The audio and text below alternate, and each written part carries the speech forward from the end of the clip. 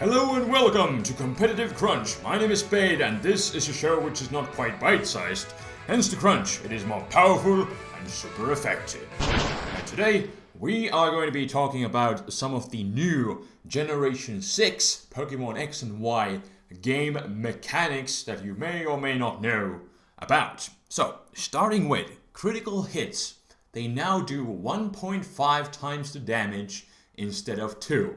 And this is definitely a good thing, because critical hits are always such a pain in the arseus, and it's just it's one of the most infuriating things, because when you set up with your Volcarona, you're at +6, you're ready to go, and then you get critically hit and it all goes down the drain, and then you end up losing the match. But that's just one example. But we all know and we hate him. And first when I started doing some battles, and naturally as always, there is hacks, there are critical hits flying around everywhere. I was really surprised by a lot of Pokemon living all the critical hits. And I was like, what in the world is happening? How is my Pokemon so bulky? Or how is the opponent actually living that critical hits? But yeah, it turns out critical hits now do only 1.5 times the damage. So that is wonderful, good news, because, hacks is always bad, and now, in the past, critical hits doing 2 times the damage, it's an absolute catastrophe, but now it no longer is an absolute catastrophe. It is still a huge pain, but not so much, so good thing going, Game Freak, definitely. And then we move on to the next one.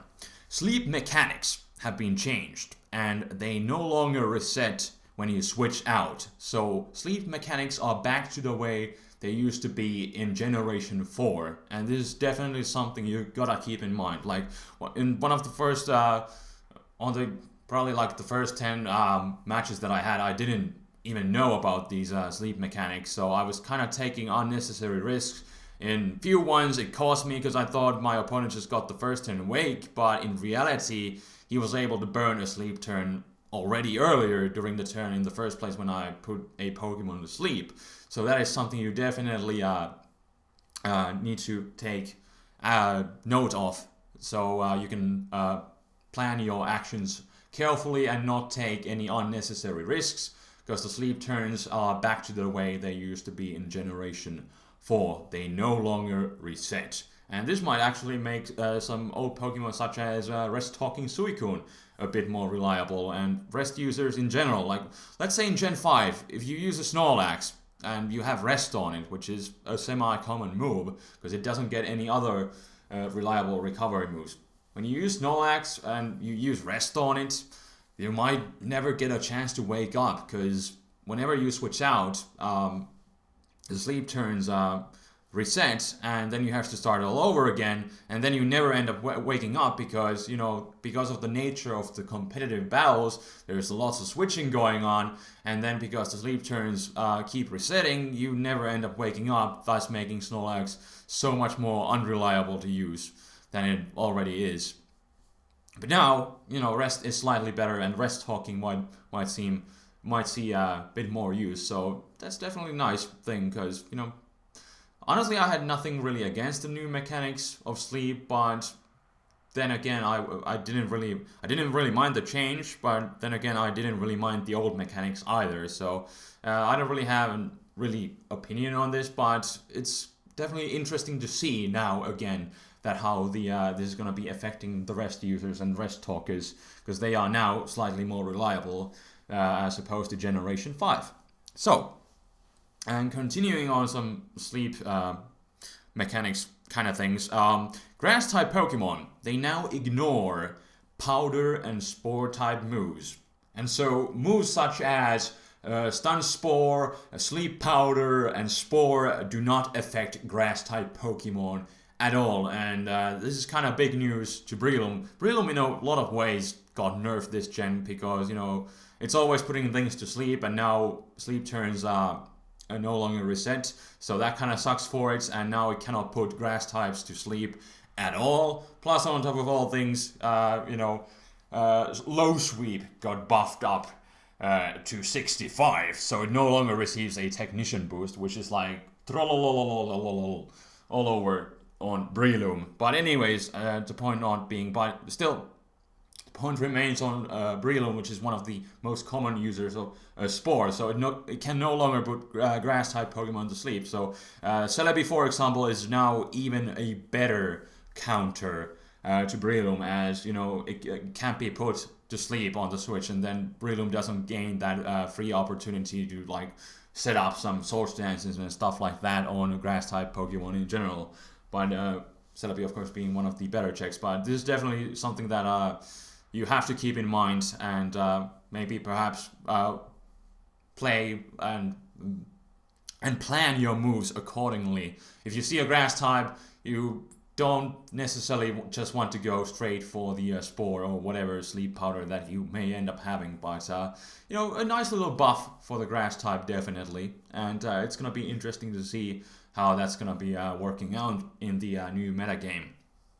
I've definitely had some shenanigans myself, and like I said, I've had to think things through and plan accordingly whenever I'm seeing a grass type Pokemon and when I'm using Breloom, because Breloom is a Pokemon I used on my first team, and first I really thought Breloom was good, but now it's, you know, slightly nerfed. It is still great, but not that great as it used to be.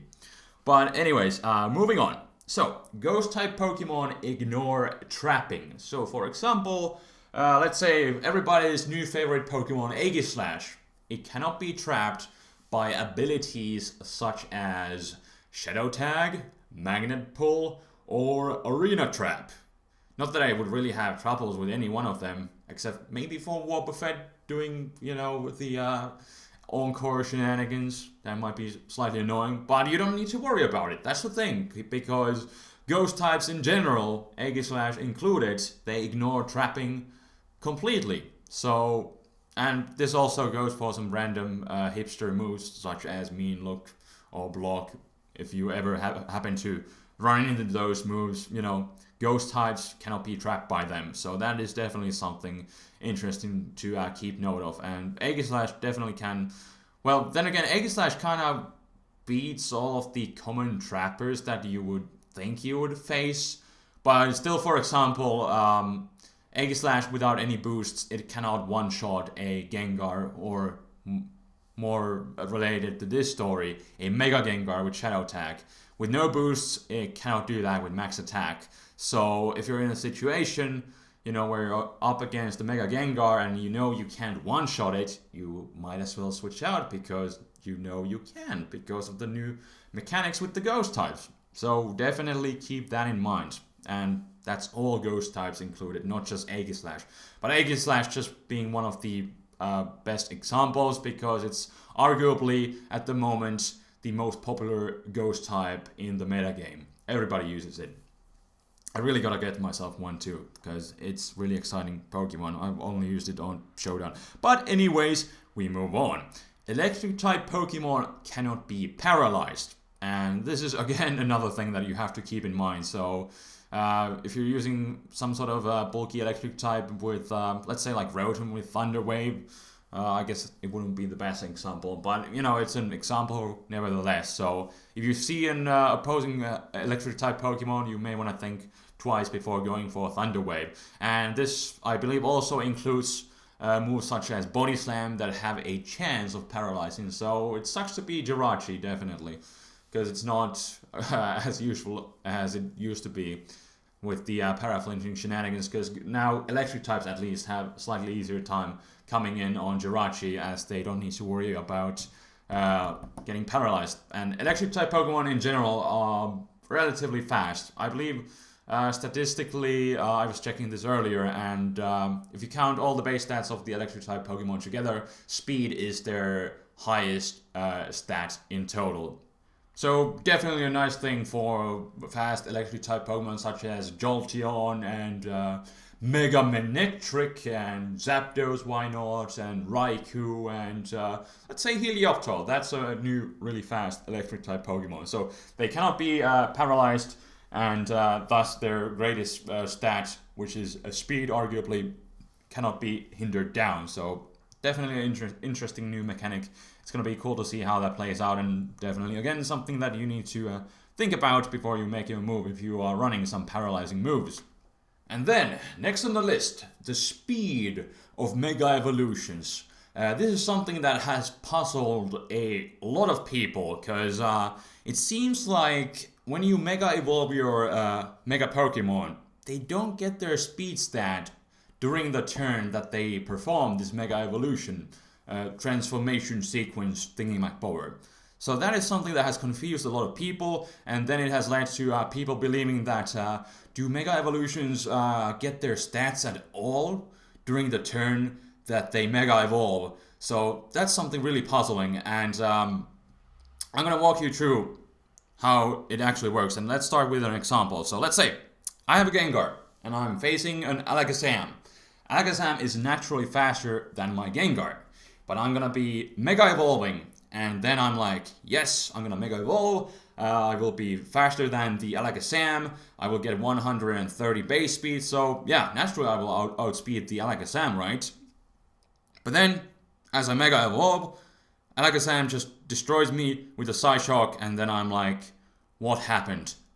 This was not supposed to happen, because I was supposed to be faster, so did I not get my stats at all? What in the world happened? And so, how the mechanics work is that when you Mega Evolve and you select your move, after that the game will calculate the speed of the Pokemon, and then it will determine which Pokemon is faster. So you Mega Evolve, you select your move, then the game will calculate which Pokemon on the field is faster, and after that the Mega Evolution will happen.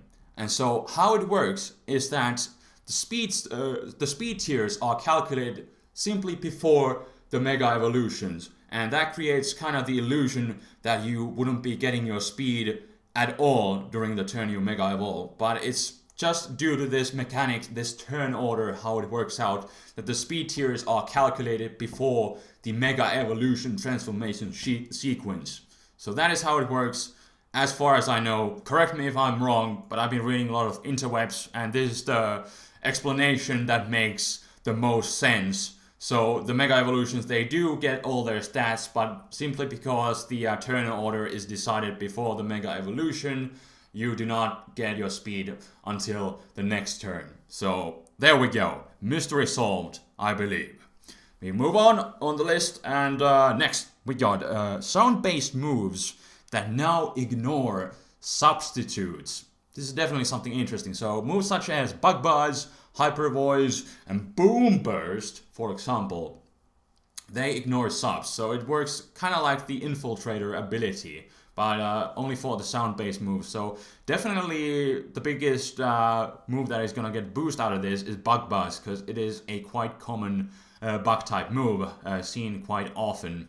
And I guess Hyper Voice and Boom Burst, they are both normal type moves, not so much. And I guess the best user of Boom Burst probably would be the Noivern, but it gets Infiltrator anyway, so it doesn't even matter. And you know, it doesn't get stabbed from the Boom Burst, although it is kind of a powerful move. But the point still remains that Bug Buzz is the most relevant move, and then there are a bunch of other sound-based moves, but in my opinion, these are like the most relevant one, and Bug Buzz is definitely the biggest and the most common move that you usually see. So that's definitely something interesting. You know, Galvantula is probably gonna get some use this generation due to the not the spider web, but the whatchamacallit. What's the trapping move? I use that, so I should know. Sticky web. Yeah, that's right. Sticky web.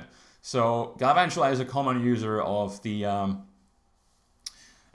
sticky web move that lowers. That's the new entry hazard. So that is also a common user of Bug Buzz. So you could definitely potentially do some work with that. If you see your opponent is behind a sub, then you can just try to bring out Galvantula, and Galvantula is pretty naturally fast, so it could do some shenanigans with the Bug Buzz. And also Volcarona, of course, that would be even a better example when it's setting up, and if somebody tries to like pressure you by going for the substitute, then you can be like, nope, I got Bug Buzz, get destroyed.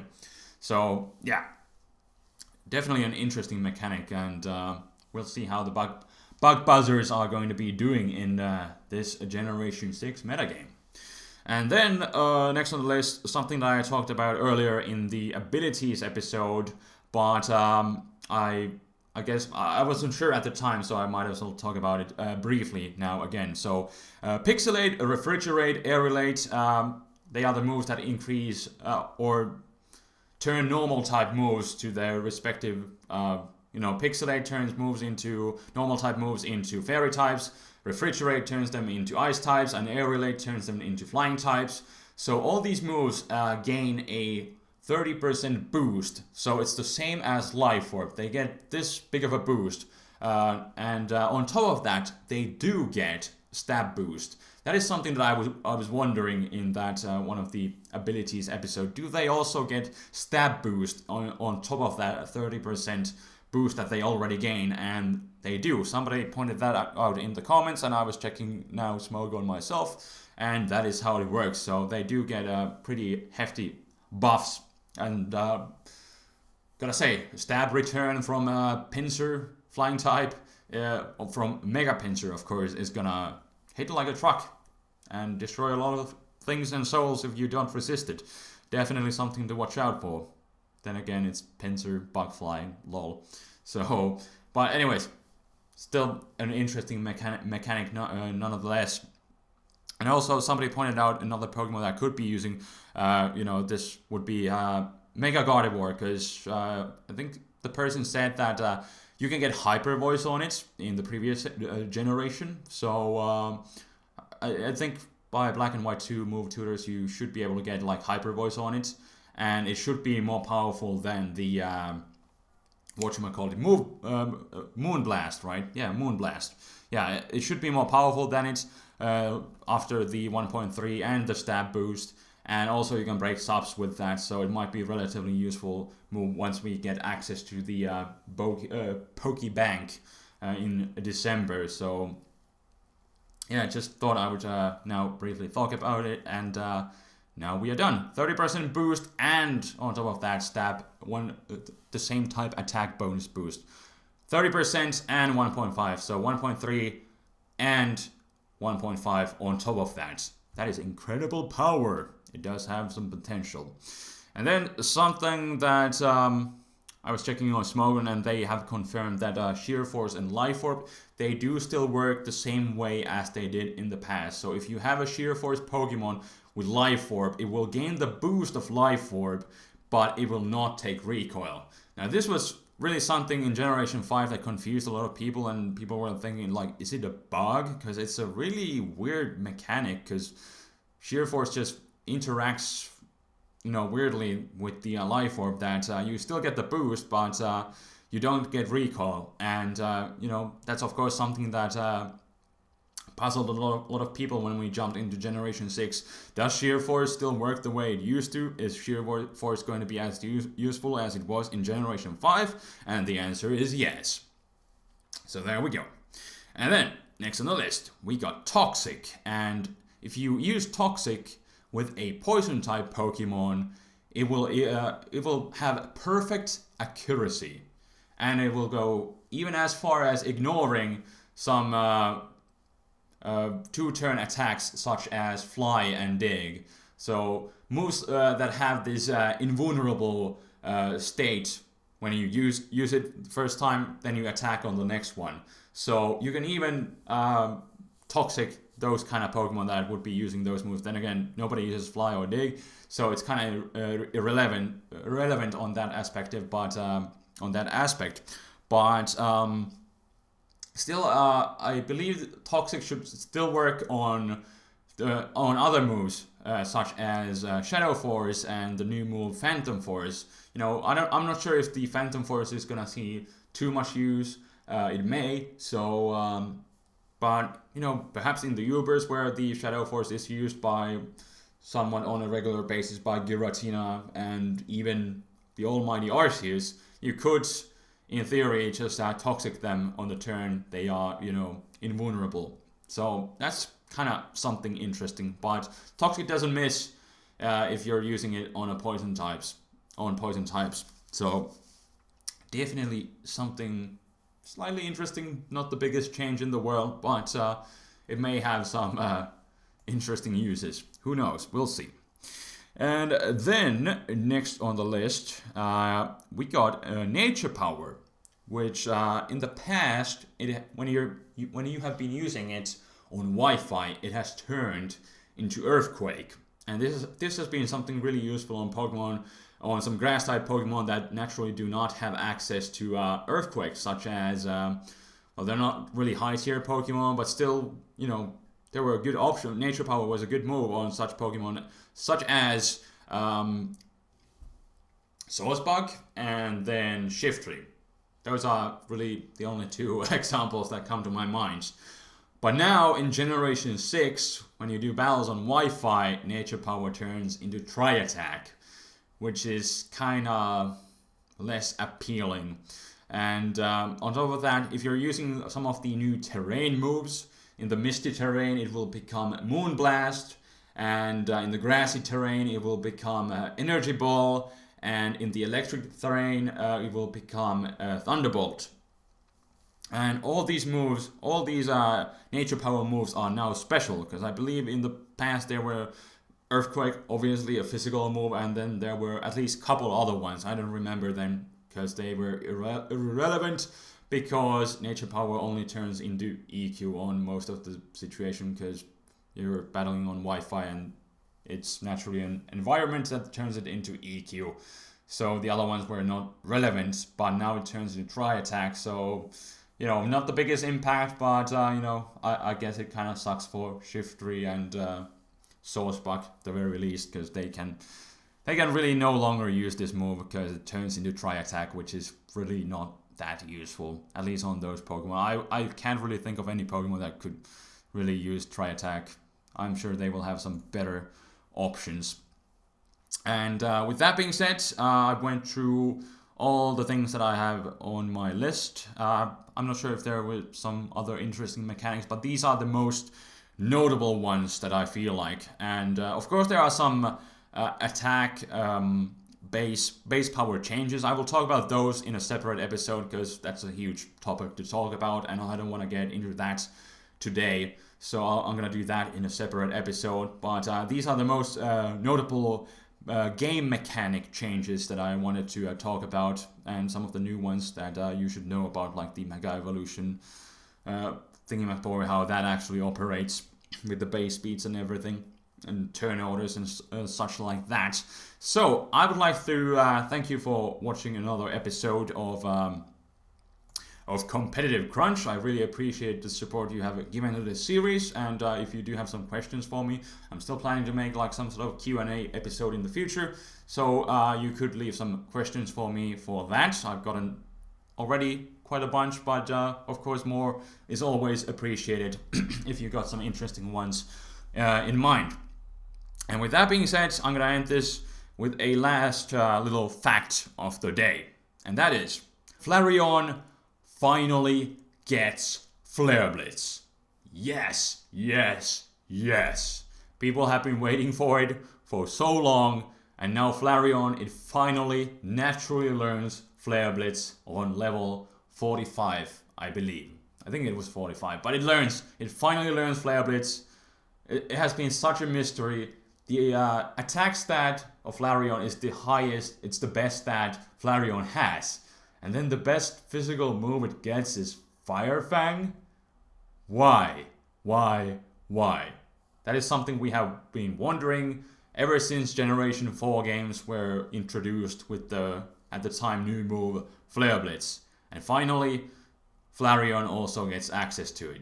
And then Entei was trolling it at the end of Generation 4 because it got Flare Blitz there by an event, and then it totally overshadowed Flareon. But now, finally, it's not gonna make Flareon godlike, but it's gonna make it better than it used to be, because it finally has a good fire-type stab move in form of Flare Blitz.